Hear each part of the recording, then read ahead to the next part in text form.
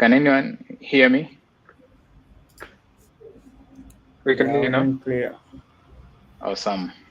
So it's the top of the hour, and we should start, shouldn't we? Shouldn't we?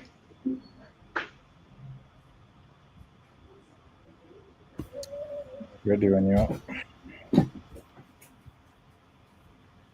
Awesome. So hi everyone, welcome to another installment of the Devish Initiatives, which is a Workshop Wednesday. So with us today we have Charles Kithika. It's his second session. The first time he took us through from dev to PM, where he walked us through what are the hurdles one takes when you're switching hats from being a software engineer to a product manager. And right now, I think it's becoming clear that he has a heart for some of the struggles software developers go through, and his journey has shown his transition from dev to PM to right now. I can see that he's what do we call this? A Chief Innovation and Product Officer. So without further ado, let's welcome Charles Kithika, taking us through the best practices of consulting as a software developer. And I'm particularly curious why software developer has been crossed off in his slides. He'll tell us that. So welcome, Charles. Thanks. Thank you so much. It's been a pleasure to be here again to talk about I think something that's been happening.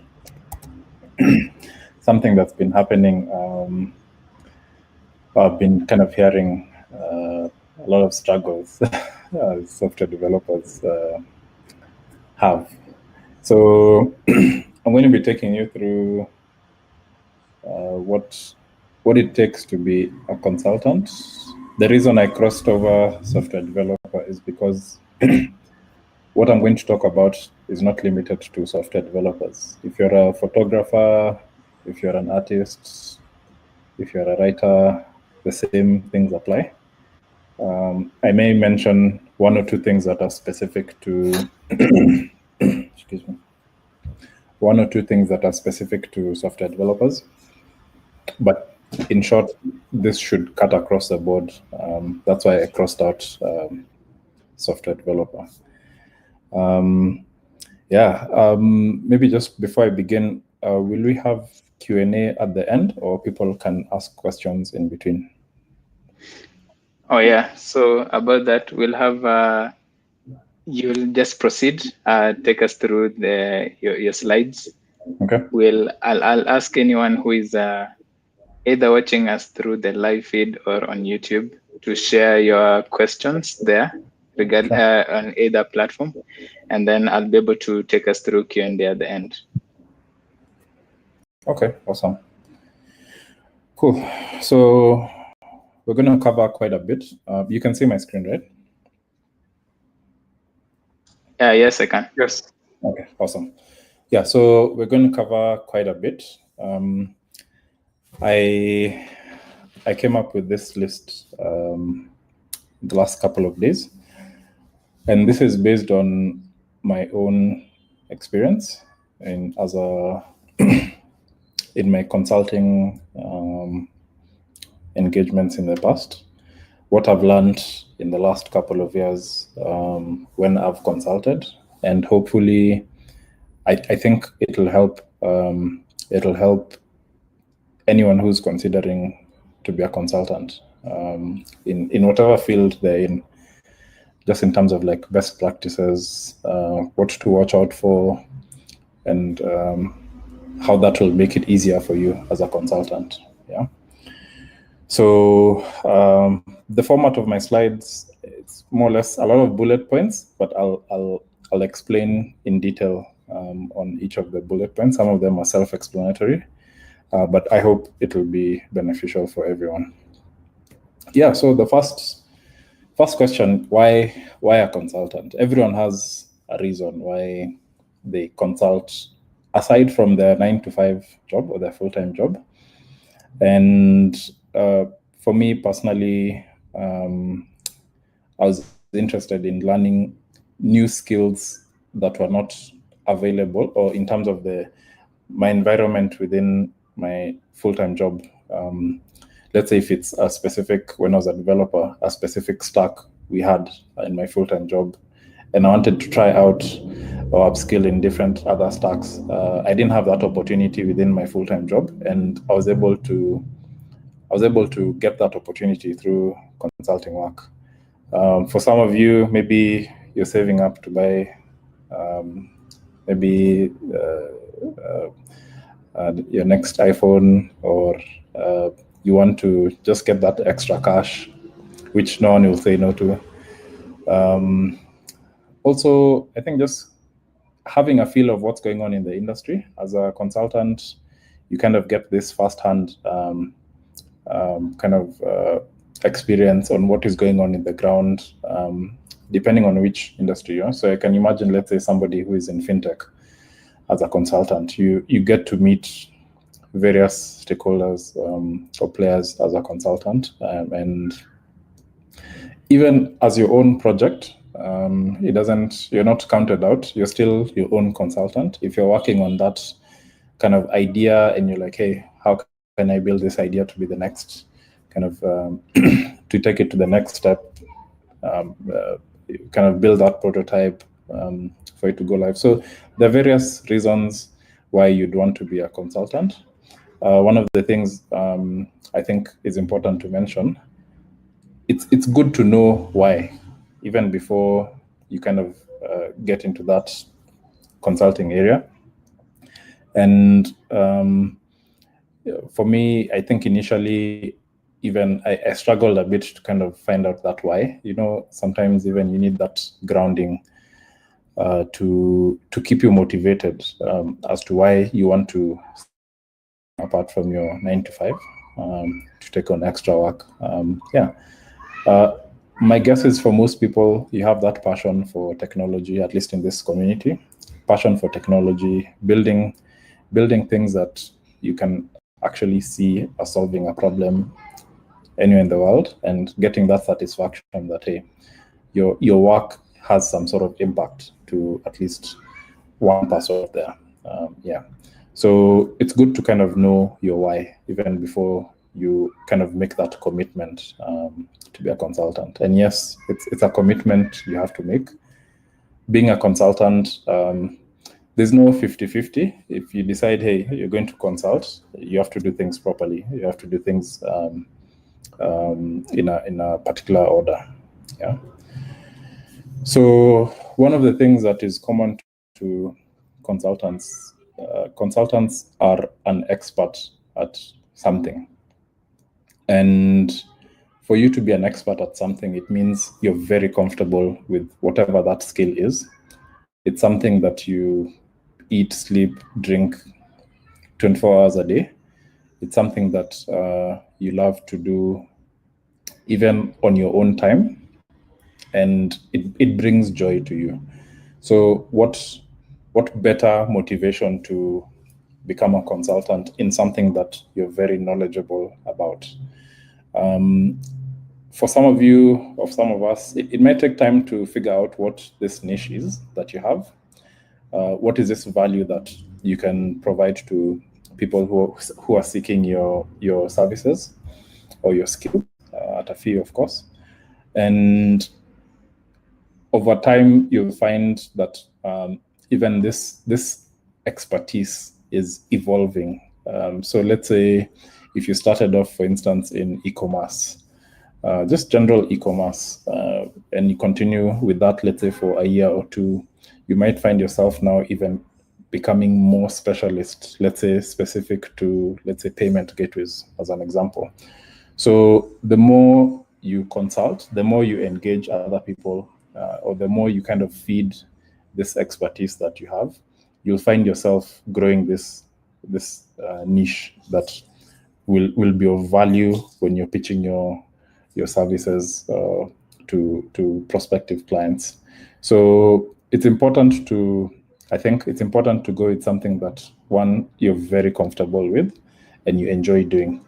One of the things that might kind of demoralize you as a consultant is if you're working on something that you don't really enjoy, especially if you have a choice to not take the job.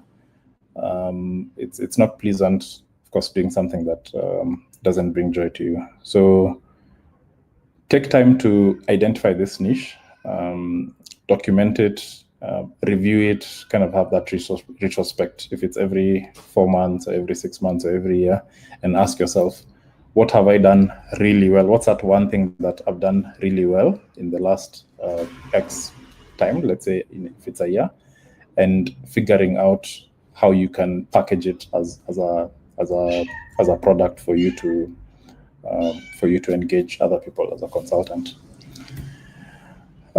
So as a consultant, one of the things that you'll be involved with or engaging with is bidding for jobs out there.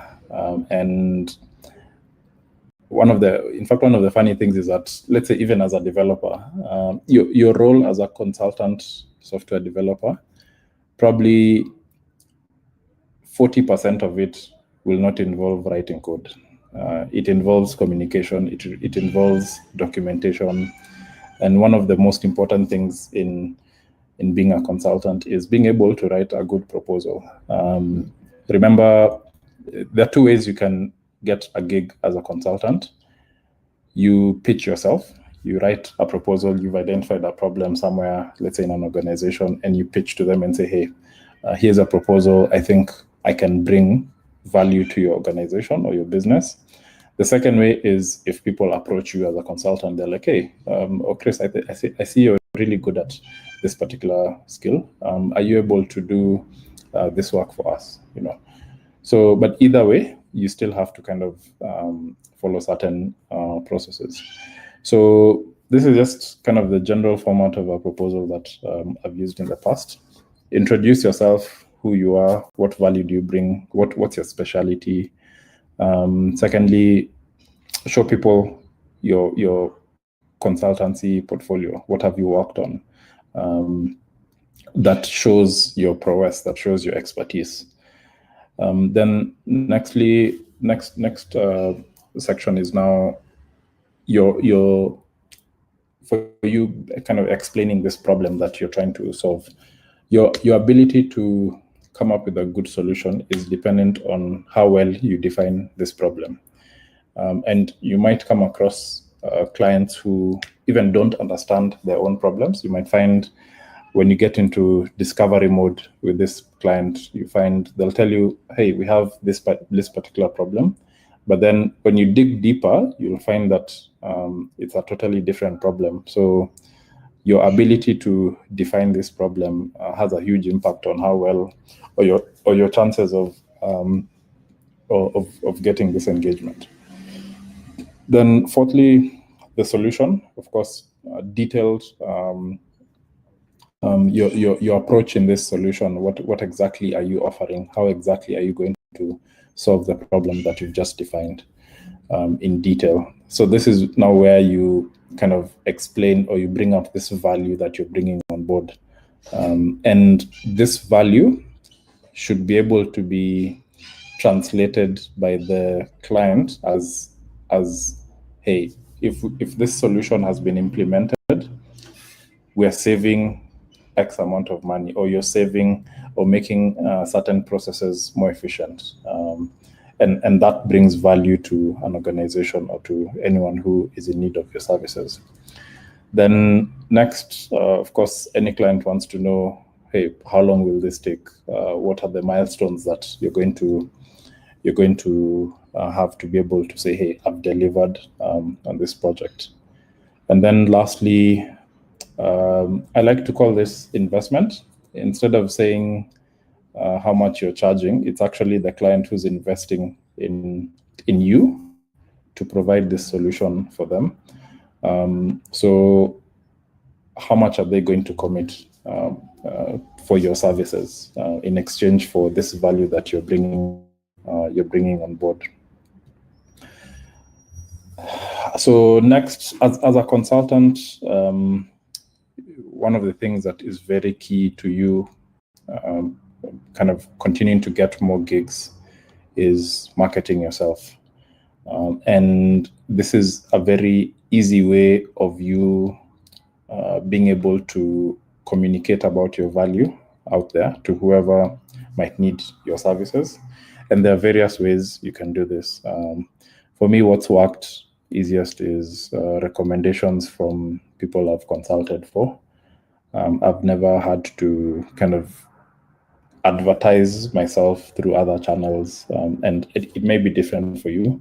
Some consultants have a portfolio website or link just where somebody can quickly see, hey, this is what this consultant has done. Another way of advertising yourself as a consultant, just writing articles and blogs about your expertise. And for this, I think LinkedIn is a very, very effective way. The more you write about whatever topic it is that you're an expert at, people will approach you for, hey, you wrote about this particular issue. Can you help us come up with a solution in our organization? And of course, LinkedIn as a networking tool, it's quite powerful. That's one way I know consultants actually get a lot of business from LinkedIn. Next, social media, just taking part in different discussions, following like-minded consultants and kind of engaging them, and even just another way of putting out, communicating about, let's say, your opinion as an expert or your opinion as a consultant in various matters that are being discussed on social. This is also quite effective. Then next, on your resume, one of the things that would really boost your resume is showcasing projects that you've worked on. And here I'm talking about like best of the best projects, projects that you think will give you that extra advantage over other people, whether you're looking for a full-time job or you still want to continue as a consultant. It's common for people to have the resume as part of their proposal when they're pitching for work. So it's important to have this section here. Then lastly, your work. The quality of your work speaks for itself. And if, let's say, you're a UI UX designer and you've done like some really awesome work, the next question I'll ask you is, hey, who did this? I want to talk to this person who designed this. They can help us with our own product. So marketing yourself is a continuous activity. It never stops, and it's worthwhile investing that time to promote yourself as a consultant.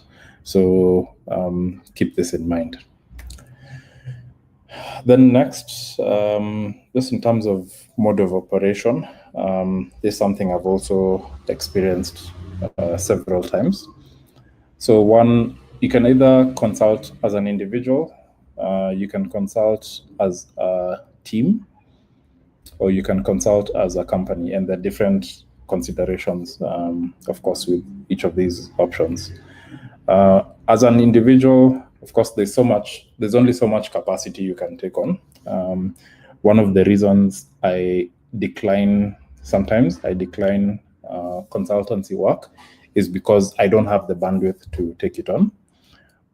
And if I don't have the bandwidth as an individual, I can consider either gathering a team to pitch as a team. So I'll still be the lead in terms of like the pitching of that project, but I'll kind of handpick, let's say, an Android developer, a DevOps guy, a UI designer, and I'll say, hey, we're pitching this as a team, just so that it can address that whole thing of bandwidth.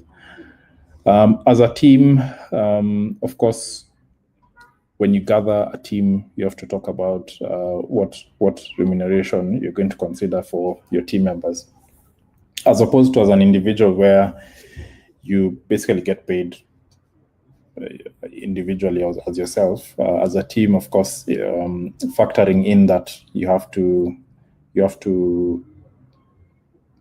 pay your team as well as any other overhead costs that come in, and also your own time. There are various ways you can approach this. I'll talk about it later.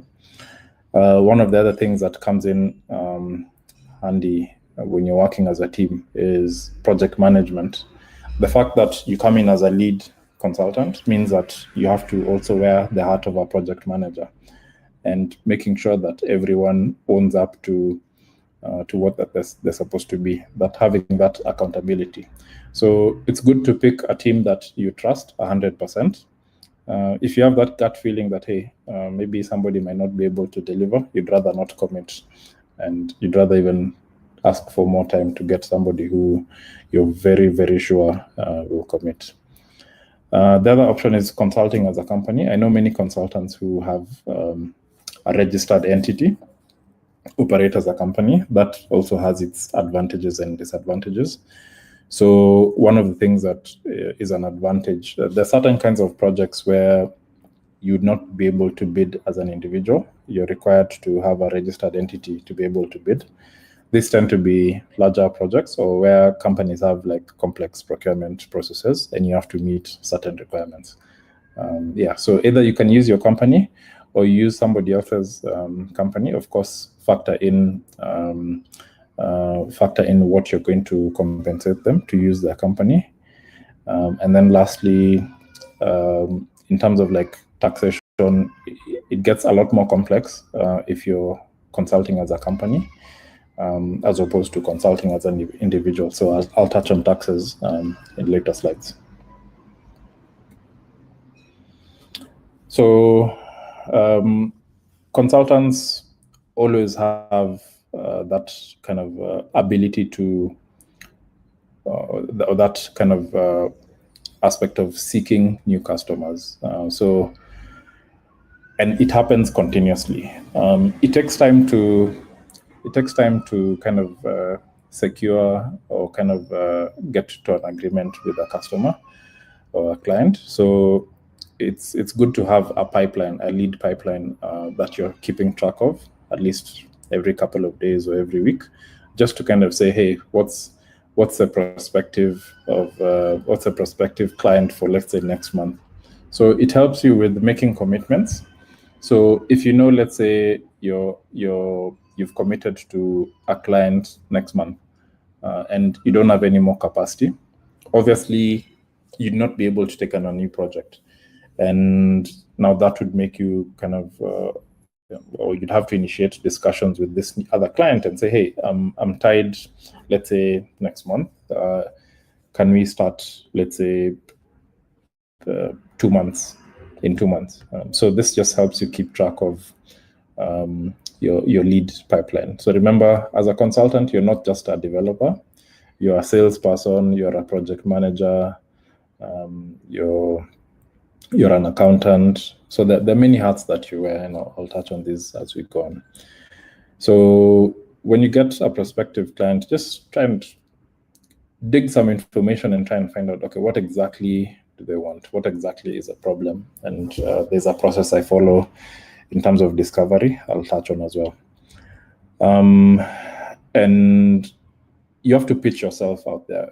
So you might see an opportunity, and you kind of, in your mind, you're running numbers, you're kind of running different scenarios of possible solutions. One of the things that would put you ahead of other people is you have to put yourself out there and tell the customer, like, hey, I can solve this for you. And having that confidence in being able to express that to your prospective client is very important. And there's no harm in engaging. There's no harm in engaging this prospective client, even if you don't have the job. But the more you engage them, the more you find out about the problem they're facing. And even if they might not give you that work then, they'll definitely think of you in future. So the other thing is also being able to articulate this value that bringing on board? What value are you bringing to the client or the organization? What, in terms of, let's say, if you're saving them resources, they have a leak somewhere. If you're making their processes more efficient, if you're helping them with, let's say, things like compliance, so that value has to really come out. I mentioned earlier, they might not know of problems that they're facing. So it's you as an expert to be able to surface this problem and articulate it and show your mastery in kind of saying, hey, I've really understood this problem. And lastly, you're not the only consultant out there. There are literally millions or thousands of consultants who are also bidding for the same work. So be prepared to kind of get competitive with other consultants. So there are various reasons why you'd want to decline a project. One of the things you have to always keep in mind as a consultant is being able to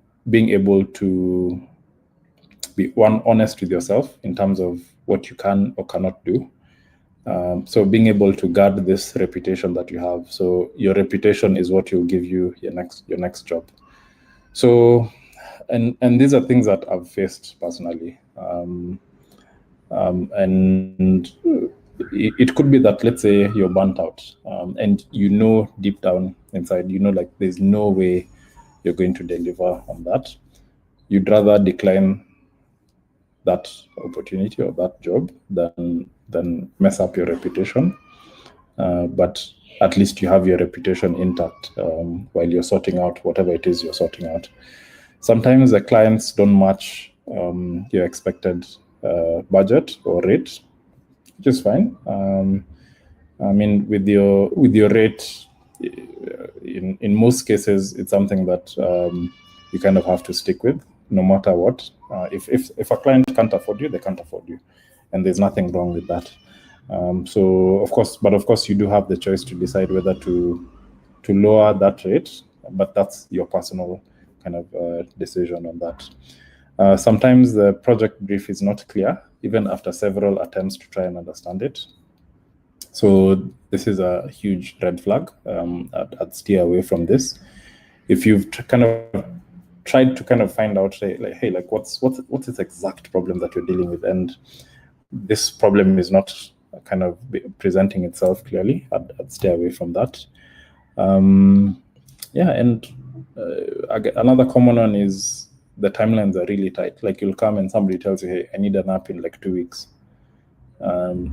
Even if you throw money at that project, it's not about the money. Getting even more developers does not mean it will be done in a day. So timelines, unrealistic timelines, it's another red flag. Or even conflict of interest, especially with your main full-time job. If there's a clear conflict of interest, good thing is the safe thing or the right thing to do is decline the job. You don't want to kind of face legal action from your employer or from another client that you've worked on or worked with that you know has conflict of interest, especially if it's people who are competitors or are in the same industry. And then lastly, if you don't have the skill, you'd rather not take on the job. You'll struggle. I've seen some consultants try and learn on the job, and it ends up failing spectacularly. So from a legal point of view, there are a number of, I'd say, legal documents that are must-haves. Like, I can't emphasize this further. These documents are a must-have. Without these, you're exposing yourself to risk. You're exposing yourself to a lot of problems that you'd rather not face. Unfortunately, you'll find some clients are not honest, but what keeps them in check is this kind of documentation. And the fact that this documentation, this legal documentation, is meant to protect both parties' interests, your interests and the interests of the client. So it's not that it's to favor one person. but it's for the interest of both parties. Just rules and guidelines that you should abide by. NDA documents, that's straightforward. A project scope requirements document. What exactly is a project about? What's a scope? This document has saved me a lot of times. You'll find midway into a project, the client comes and says, hey, I'd like you to change this and this. And I have to remind them, hey, you signed off against this scope document. And not that I'm refusing to increase the scope, but should you increase the scope, then I'm going to charge you extra for that additional work. So that document kind of is your savior, and it kind of defines your mode of operation with regards to managing scope. Of course, you need a contract that abides to the law of the land, laws of Kenya. This handles things like arbitration. It handles things like termination of the contract, what happens, and it's quite important. And even should you get into a legal kind of situation, this contract is what will kind of get you out of trouble because it's legally binding. It has to be signed by both parties, has to be witnessed. Even if, let's say, it's a 10-page document, you have to countersign on all pages and have both your copy and the copy to the client signed or stamped if it's a company. Yeah, so that's really important. The next one is documentation on the timelines and milestones. So this, of course, will come in quite handy when you're implementing the project, especially with milestones. So one of the things I'll talk about shortly is about payments. I stagger payments or invoicing depending on the milestones, basically saying, hey, this project is divided into, let's say, 3 milestones. I've delivered the first milestone, and here's an invoice for the work that I've done, in addition to the deposit to kick off the project. So that's, I'll talk about how to go about timelines and breaking down work into milestones. I spoke about increase in scope of work. So usually these are, if the increase in scope happens, it's an addendum to the scope document or the contract. So you kind of document it separately, but attach it to the main contract, just to show that, hey, we've had an increase in the scope of work, and it's been countersigned. It's been both parties have agreed that we're increasing the scope, and this is how much you're charging for it. Yeah. Then payment scheduling, this is also part of the contract, just to stipulate that, let's say, for instance, I like to start with a deposit before I start the project. So the contract stipulates that certain payments will happen at certain milestones. And as a consultant, if the client has not paid up as per the schedule, legally, you're not supposed to continue. And even just to protect your own interest, you're not supposed to continue with that work until they have paid.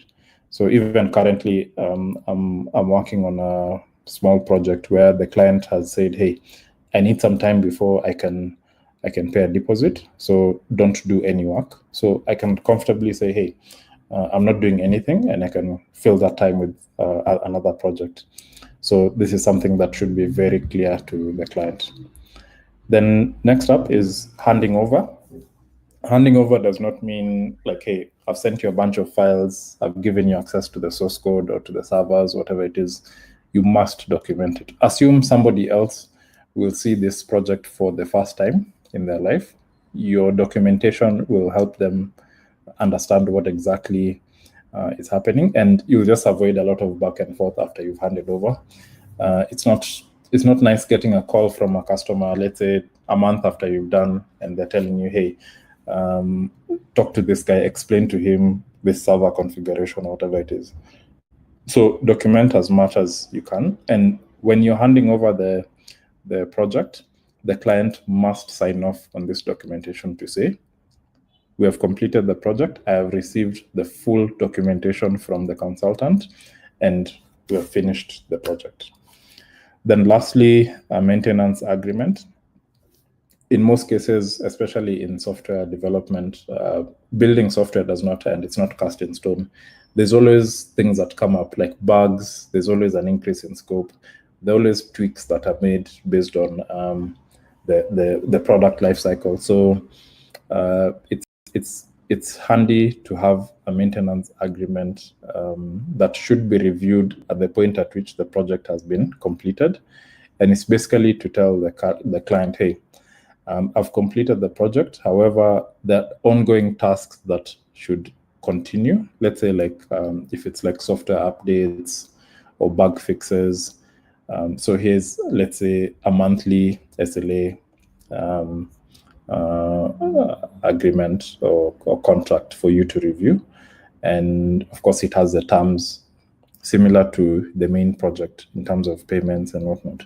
So for me, with maintenance agreements, it's common to have, let's say, a fixed amount that the client should pay at the end of the month. And I also account for whatever maintenance work I do on a monthly basis.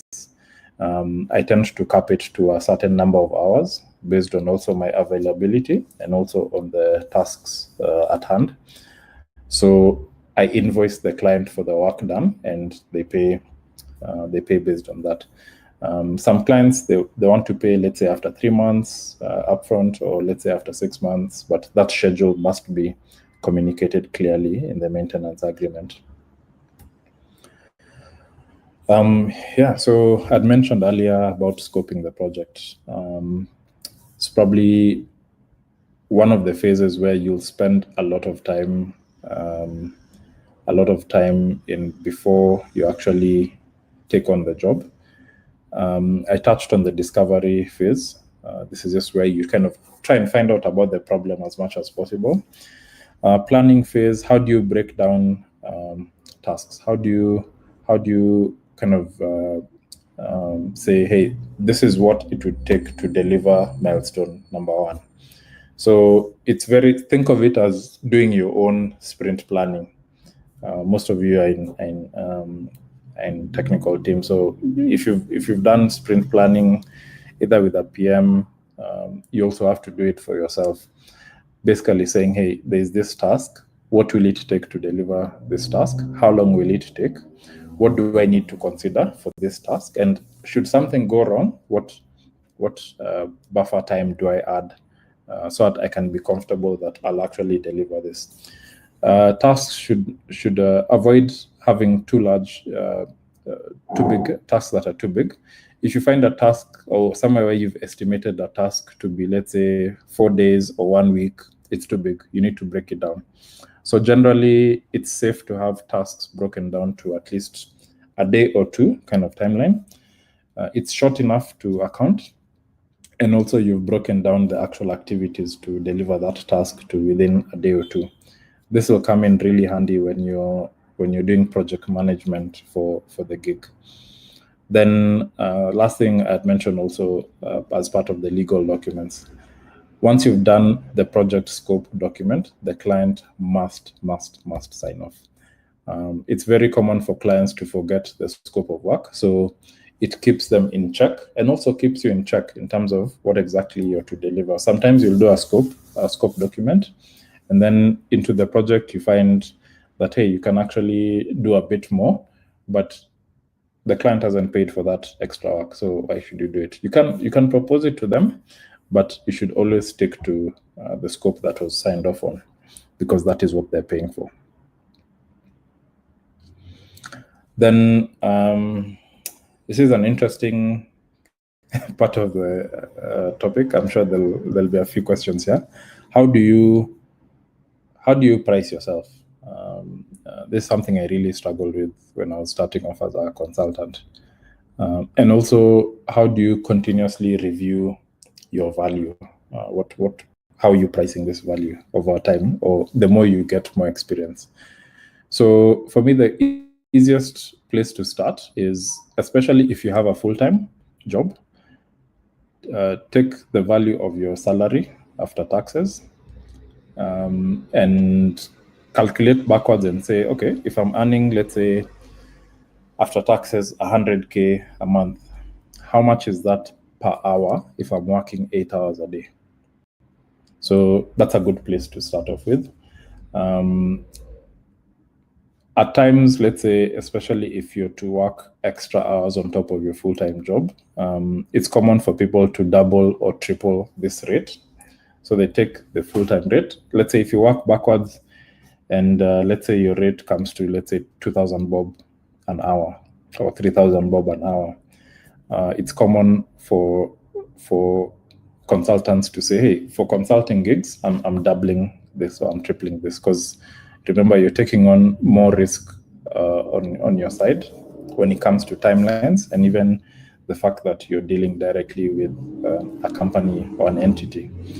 So this is up to your discretion. It's for you to also benchmark that with what you feel is valuable, what you feel is a good price for your value. So this is a personal decision that you should definitely make. But starting off with your salary, if you work full time, is a good place to start. Also, sometimes you have to evaluate the project, the budget from the customer. So it doesn't change the quality of work that you deliver, but the fact that, let's say, the client has a certain budget pegged onto that project. Of course, within legal means, it's good to do your own due diligence, your own investigation to find out. Maybe it could be from somebody who worked with that company before, like, hey, what does the budget for this kind of projects tend to be, an average, and you can use that. So you'll find, let's say, if a company has put a budget of, let's say, $5,000 for a project, and you have no idea where to start. Of course, you can either go with your gut feeling or just kind of do some investigation to try and find out what that budget is and to match it. It has nothing to do with the value that you're bringing on board, but as a consultant, you're taking advantage of the fact that the company has a set budget for it. And again, you're bidding also with other consultants. There are a few times I've lost a consulting gig because my budget was too low. There are also times I've lost a gig when my budget was too high. So it's important to take time to just investigate. For complex projects, don't shy away from charging what you feel is worth that kind of a complex project. The more complexity there is, the more risk that you face. So it's good to at least be able to factor in that you're putting in more effort in that complex project, and that it's not an ordinary project that you're working with. Then the other thing also, you have to assess your availability versus the project timeline defined by the client. So let's say if I'm working 8 to 5 and I have, let's say, for consulting gigs, either in the morning before 8 or in the evening. So like the times, let's say I'd wake up like at 6 to 7:30 or 5 to 7, or even do the work in the evening from like 8 to 10. Have that in mind versus now you compare it with the timelines that the client has defined. Are you able to meet the delivery of that project with the time that you have versus the expected time of the client? And in the case where the client is like, hey, I need this done earlier or in a shorter duration, meaning you have to put in more time. The more time you put, I think it's good to it's advisable to charge more because you're using more of your time. Think of it as like and a good example is overtime. For the companies that have overtime in place, it's higher than your hourly rate in most cases. So think of it that way. That way, you're making sure that, yes, you're going out of your way to deliver this project, but you're also being compensated for it. Then there are certain overhead costs that come in. Let's say things like, let's say, buying a domain, hosting, whatever it is. Make sure the client is aware about this budget. In most cases, the client has a single figure in their mind that they want to spend for the entire project. This includes your consultancy and any other associated costs with the project. So ensure that these third-party costs have been factored in.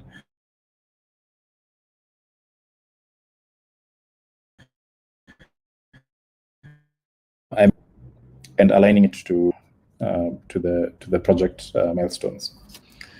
Then also just due diligence. For instance, I remember there's a project I bid for, and I found out that the framework they were using was very outdated.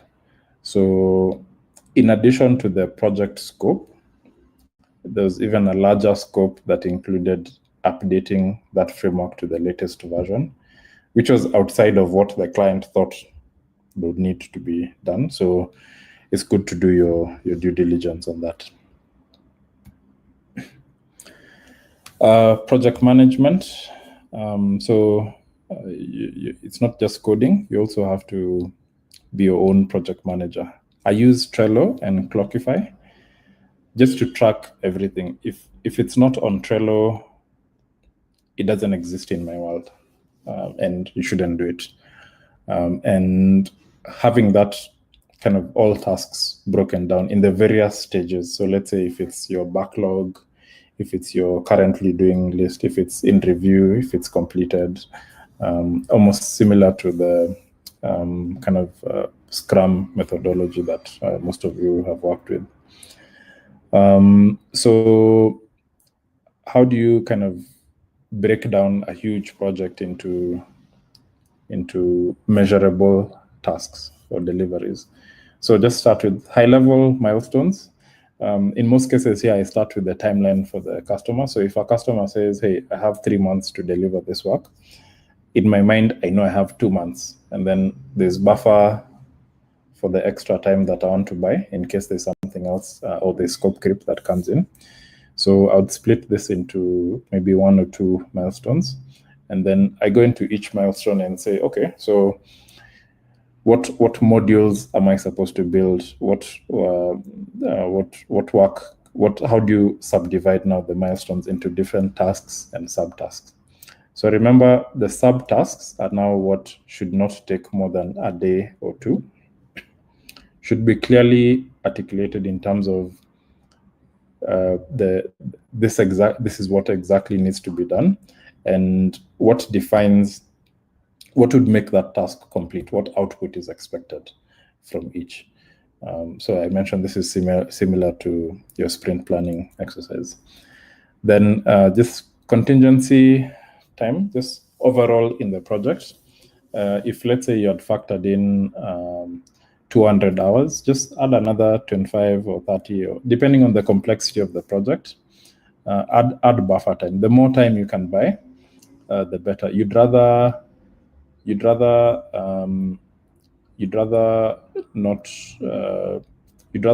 work on this, having this extra time, than getting into a situation where your timelines are so tight, there's no room for bugs that come up, there's no room for any challenges that come up. And even what a better way to impress a client, where you tell them, hey, the project timeline is 3 months, but then you kind of put in a lot of effort and deliver it in half of that amount of time. So that is also goodwill that adds on to your portfolio or your reputation with that client. Then every milestone must be signed off before proceeding to this next stage. Like literally the client saying, hey, I've reviewed the milestone that you delivered, we can proceed on to the next stage. For signing off, email is fine, or if you insist on an actual document that they have to sign, that's fine, but email would work well. And it's just to show evidence that the client signed off before you proceeded to the next phase of the project. And that sign off is what would trigger you to send an invoice to that client for the work that has been delivered. Then next, project implementation. So these are just best practices in terms of like communication. Keep everything on official channels. For me, it's email. So that way, if you need to refer to something or a statement that was made, whatever it is, it's documented. In the case where there's conflict, that documentation is what is going to save you. Organize all your files separately. Assuming, let's say, you get to the point where you've done, let's say, 50 projects. It's good to kind of separate each project in its own folder and have everything related to that project in the respective folder, or if it's private repos on GitHub or Bitbucket, keep that separate and very well organized. So it's even easy to access whenever you need to. Then another good thing to do is just schedule check-ins with the client. For me, what works is bi-weekly, just not more than 2 times a week, just to show the client, like, hey, it could be an email or it could be an actual call where you demo the what you've built, but it's important to just over-communicate. The more you over-communicate, the more comfortable the client will be in the fact that you're going to deliver. They're not going to question, hey, is this guy really going to make it? Or is there a problem I haven't heard from Frank in a few days? So just over-communicate, even if it's just a simple screenshot on WhatsApp, just to tell the client, hey, I've managed to complete the last module. I'm pushing it to the staging environment. That's a win. And it also shows the client that you're passionate about what you do, and it gives them more confidence that you can deliver. Next, in terms of your approach with the problem, one of the things that I experienced a number of times, a simple project, the client wants, let's say, a website for a company. So I have 2 options. Either I can build my own framework, let's say if it's Laravel or whatever it is, or I go with something that already works. It's already like plug and play and doesn't have like a lot to it. WordPress would work. So I remember there was a time I was really insisting, hey, like, I'm a developer. I must code for me to actually do work. If, in fact, and I've told this to a number of people here, a good indicator, or rather an indicator that you're a good developer, is you always figure out ways to code less. Writing code is tedious, and we're no longer in that age where you're kind of wearing that pride of, hey, I've written 10,000 lines of code. Yeah, somebody will write 100 lines of code to achieve the same thing, and they'll do it in a shorter time, more efficient. So don't reinvent the wheel. If you don't have to build from scratch, then don't do it. There are other solutions that are already in place, open source solutions. So just pick something that you're comfortable with. Pick something that you know will get the job done. Avoid getting into new kind of stacks that will complicate things for you. Yeah. Then lastly, if you run into any issue, the first person who should find out is the customer or the client. Just tell them, like, hey, I ran into a problem. Define that problem as clear as possible. Indicate what impact it has to the timeline. Provide various approaches in terms of, hey, these are the different ways we could address this problem, and I'll keep you up to date. So that means if let's say you communicated about this problem today, in maybe another 6 hours or the next day, give them an update, like over-communicate. If you get to the point where you feel, hey, Appa, I'm not able to solve this challenge or this bug or whatever it is, I need help from somebody else. If you've struggled with something for more than 2 days, you need help. There's no shame in saying, hey, I need help. Reach out to a fellow developer or somebody who you know is an expert and tell them, hey, I need, like, even if I'm going to pay you for this, I'm actually going to pay you for this. Help me figure out this. 1, to save your reputation, and 2, at the end of the day, the client wants the work delivered.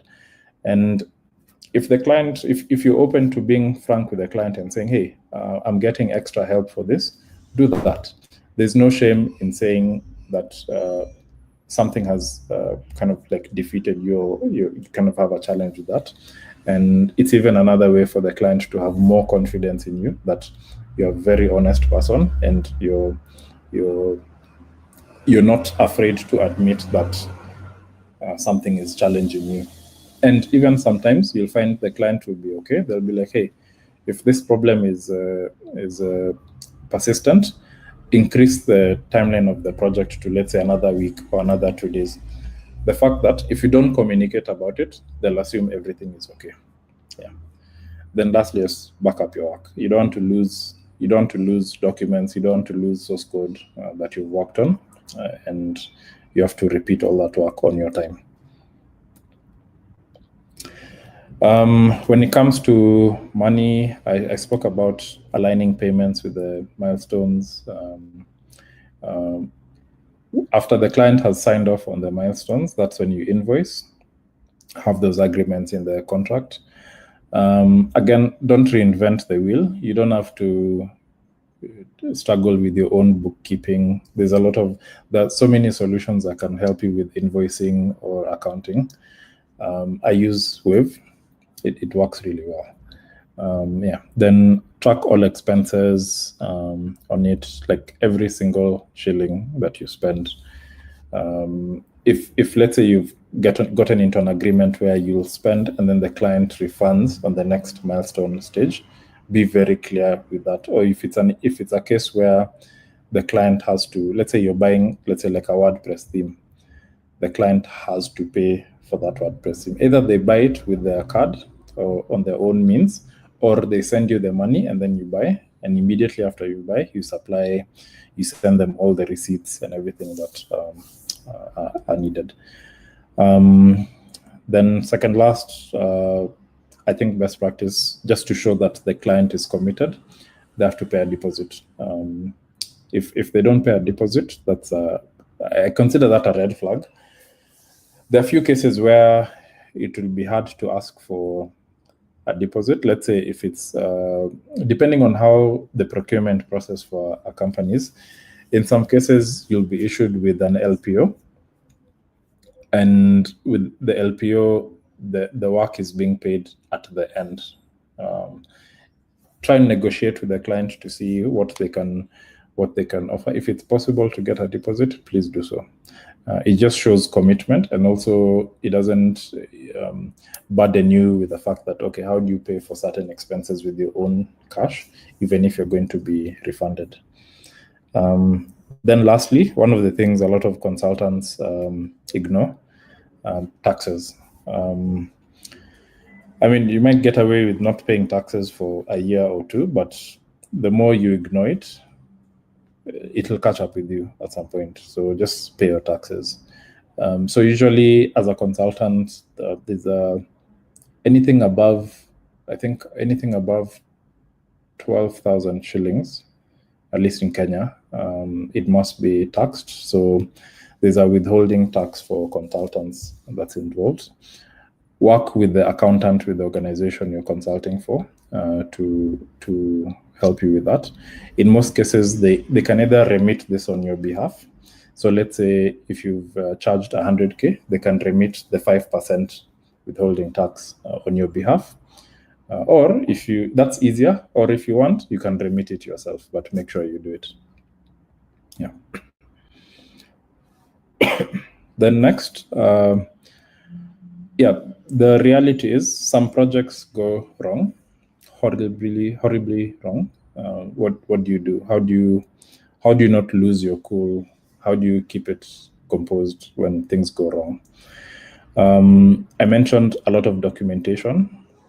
Whenever there's dispute, always refer to the documentation. Like it's the one thing that is very difficult for somebody to argue against, especially when they have signed off on the documentation. That's why I was really insisting on getting this documentation, the various documents signed by the client. Whenever there's scope creep, and this always comes from, in most cases, always comes from from the client, just call it out and say, hey, this is not part of the project scope that we agreed on. But if you'd like us to include it in the project scope, I'm going to bill for it separately. So you can either decide to bill for it at that point in time, or complete the initial scope that was approved, and then include the additional scope after.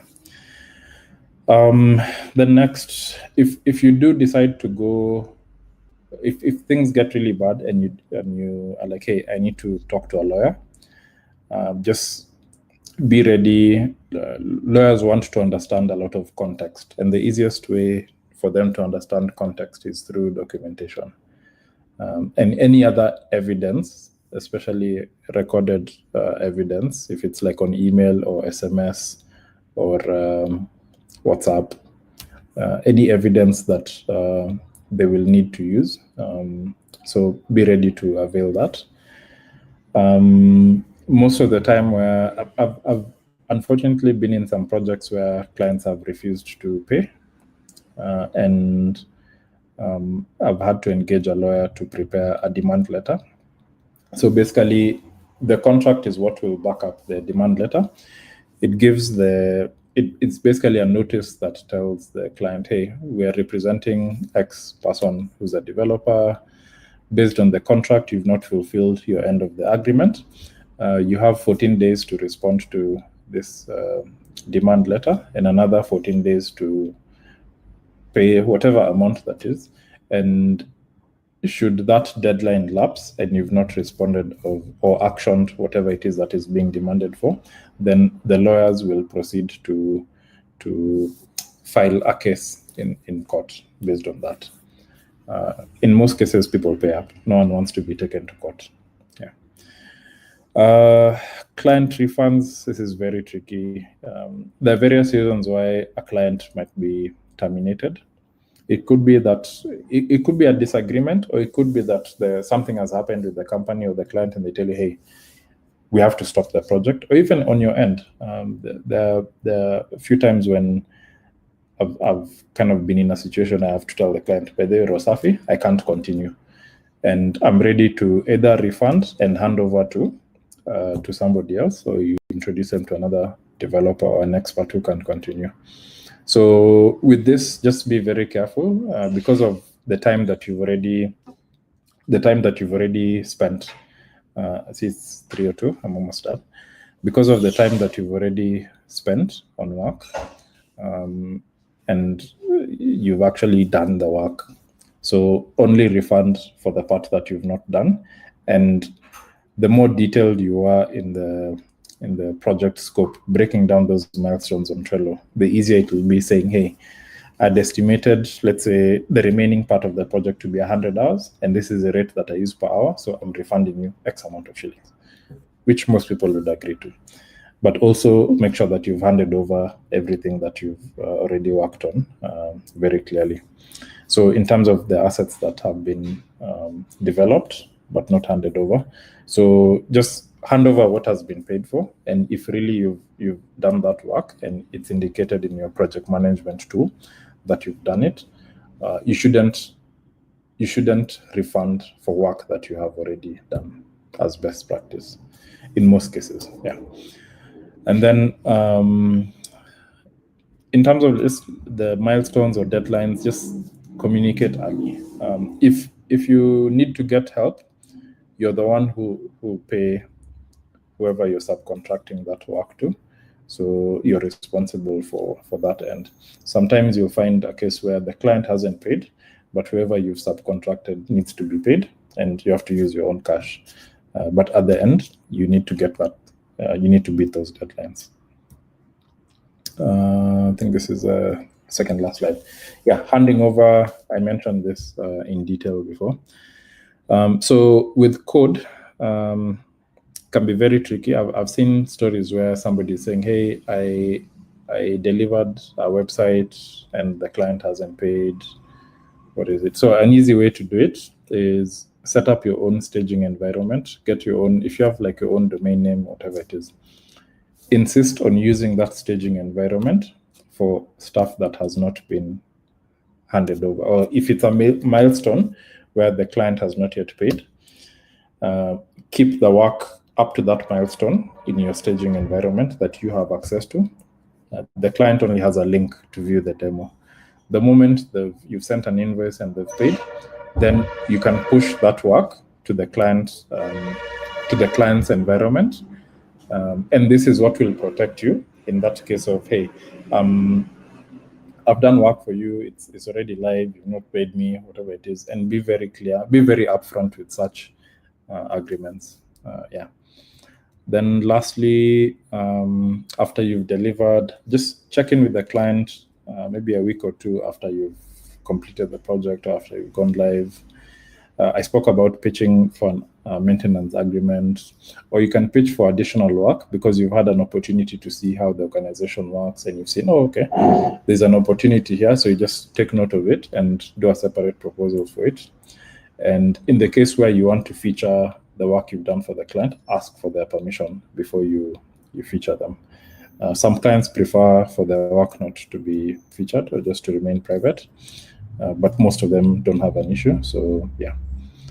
And I think that's the end of my presentation.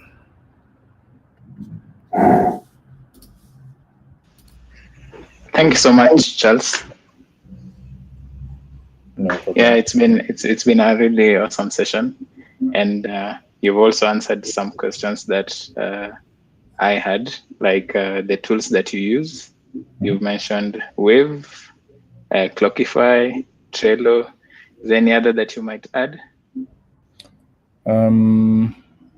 GitHub or Bitbucket.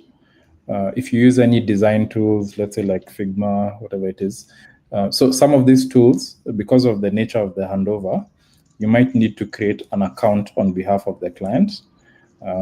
So also be careful. So let's say if I'm using my own, if I create, let's say, a repo on my own account, I'll have to hand over that repo to a client account. So have like, let's say, let them provide you with an email, let's say tech@whatevercompany.com.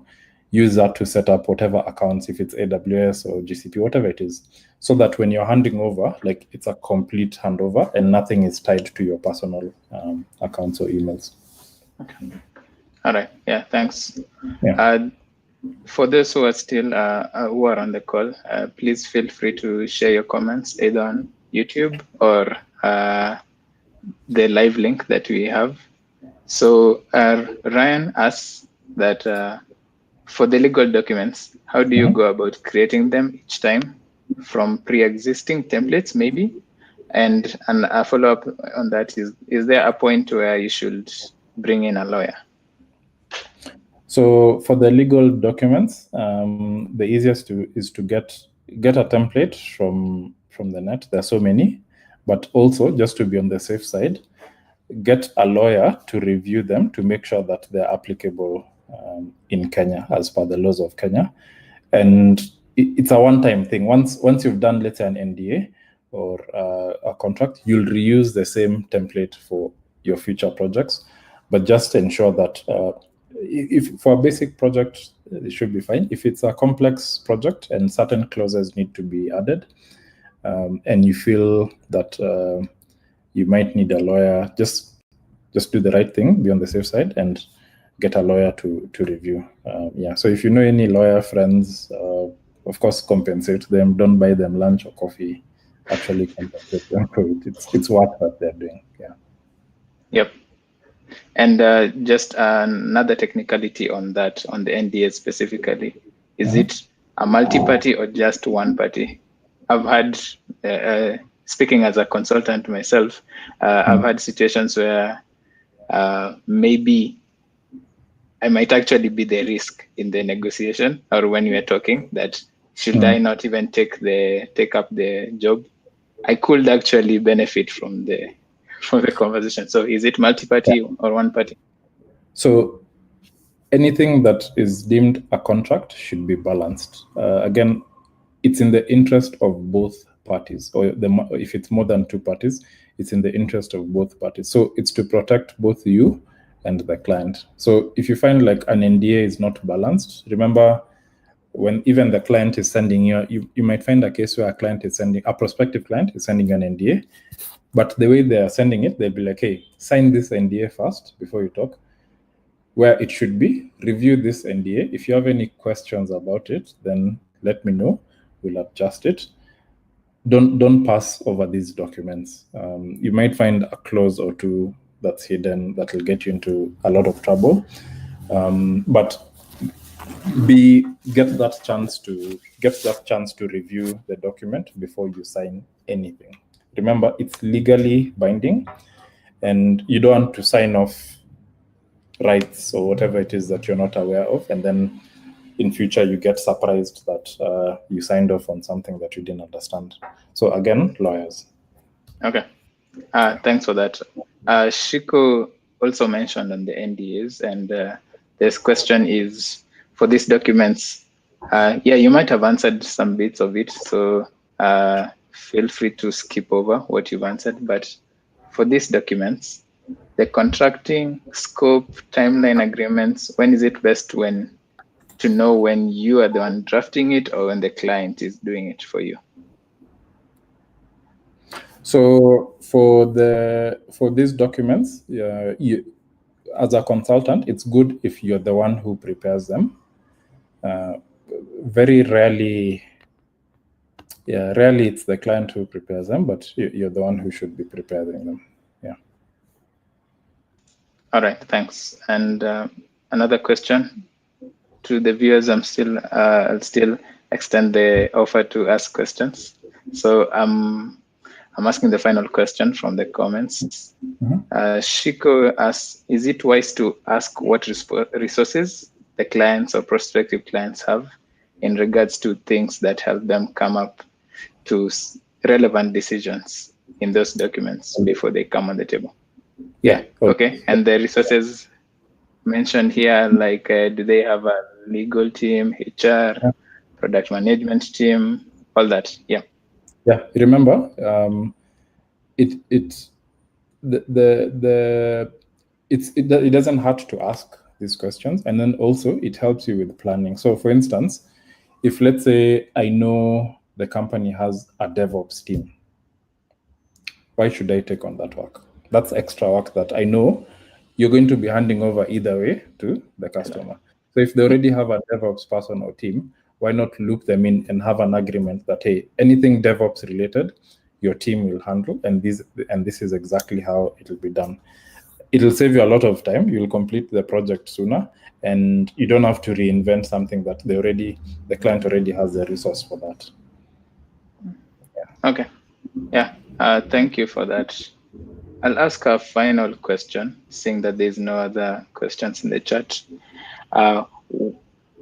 Would you generally summarize what are the risks involved for the contractor? So you've mentioned they are legal. There's the bit of the legal side of things. There's the reputation. Maybe just like a summary, to just close it as to close the talk.